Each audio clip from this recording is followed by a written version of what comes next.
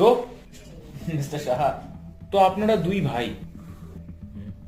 তো আপনার ভাই বিদিত সাহা এবার ভালো রকম ফেসেছে বলতে হবে।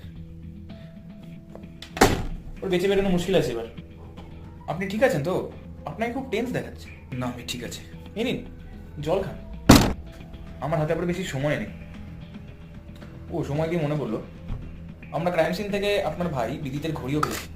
তো লোকানোর আর কোনো জায়গা নেই। না, ওই ঘড়িটা আমার, যা করার আমি করেছি। আমার ভাই নির্দোষ। বিশ্বাস করুন, আমি মুখার্জিকে মারতে চাইনি। ওটা হাতাহাতিতে, এটা একটা দুর্ঘটনা, খুন না।